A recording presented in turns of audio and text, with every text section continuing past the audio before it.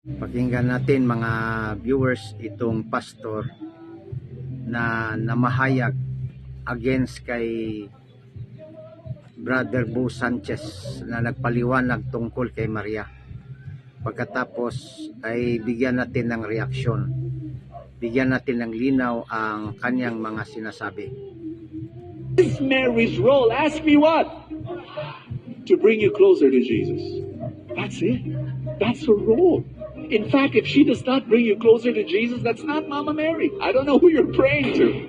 Totoo ba yun? Ang role daw ni Mary is to bring us closer to Jesus. But the problem is, Jesus never asked for a mediator para abutin siya. Siya mismo may sabi, "Come to me all of you who are weary." Hindi niya sinabing, "Go to my mom first, then she will bring you to me." Sabi pa niya, "Whatever you ask in my name, I will do it." Hindi niya sinabing, "Tumawag muna kayo sa mom ko."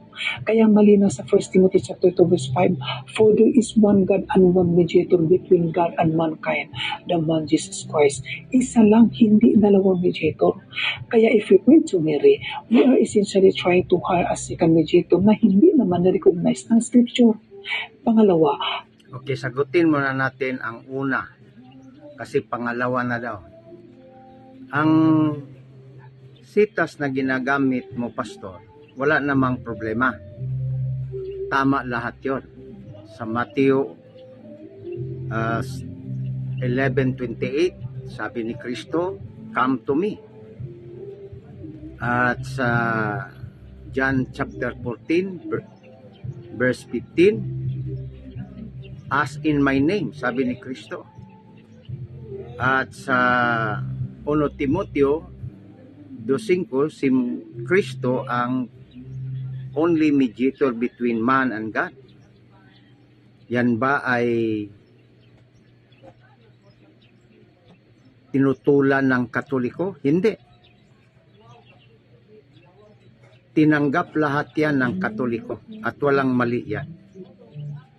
Ngunit ang hindi mo naintindihan na si Maria minsan pang binanggit sa Biblia na nakatulong sa mga tao nang siya po ay dumalo sa kasal ng Kana at nawala ng bino ang kinasal.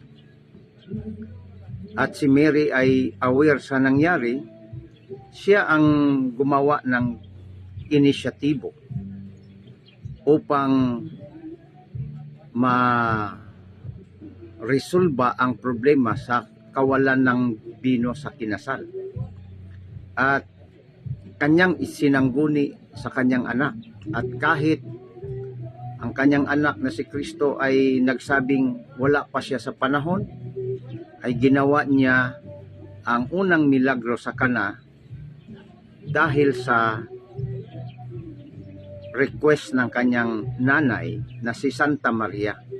So diyan mga kababayan at pastor, isang precedence na si Maria ay tumulong o nakatulong. Hindi ibig sabihin na inagawan si Kristo. Dahil si Kristo lamang ang sole mediator between man and God.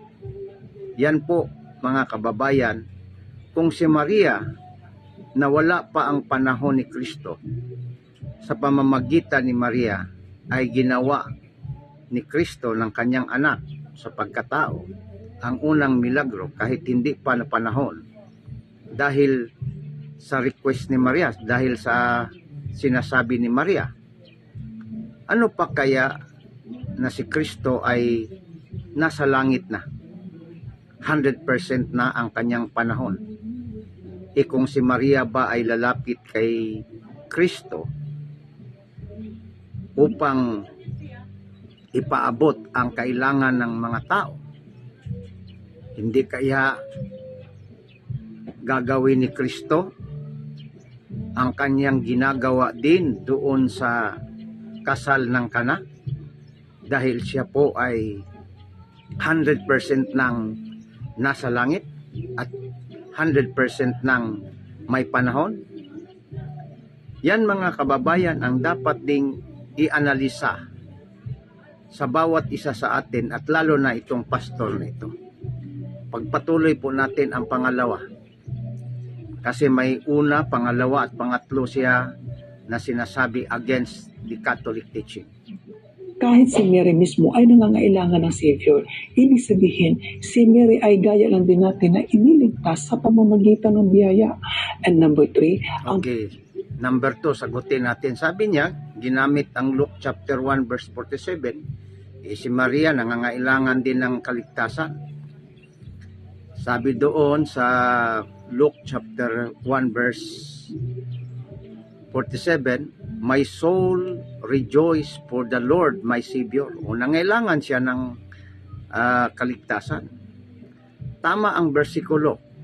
Kaya lang, mayroon kang dapat maintindihan sa doktrina ng Katoliko pastor na hindi ka nagtatanong at hindi mo alam. O dito, alamin mo.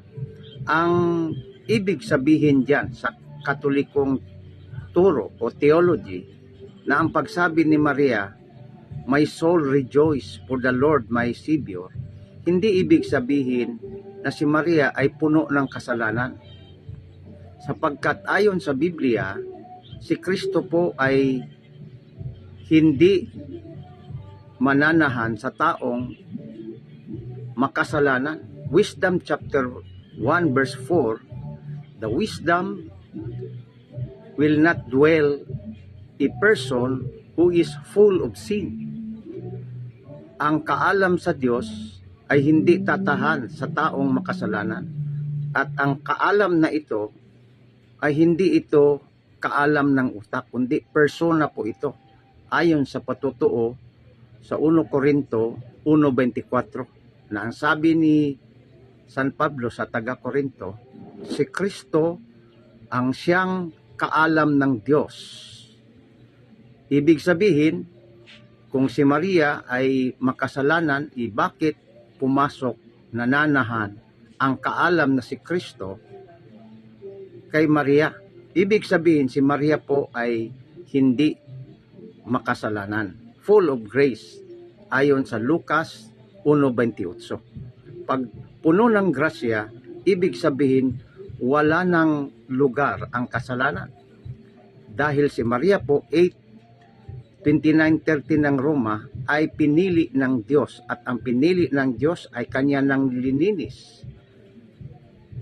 At ang pagsabi ni Maria, my soul rejoice for the Lord my Savior, ang tawag diyan, pastor, sa Katolikong katuruan, at dapat mong malaman para maka-adjust ka, ang tawag diyan ay preventive salvation. Nang ibig sabihin, niligtas si Maria pero preventiba. Ibig sabihin, hindi nakapasok ang kasalanan.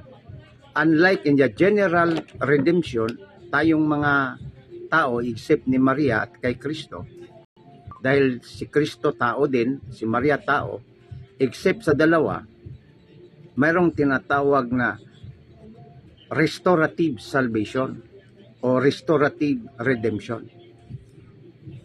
Ang ibig sabihin diyan, nahulog tayo sa kasalanan at niligtas tayo ni Kristo sa pamamagitan ng kanyang pag-mediate sa atin. 1 Timoteo 2:5. Kay Maria, ang tawag diyan prevention. Kaya nga may kasabihan, prevention is better than cure.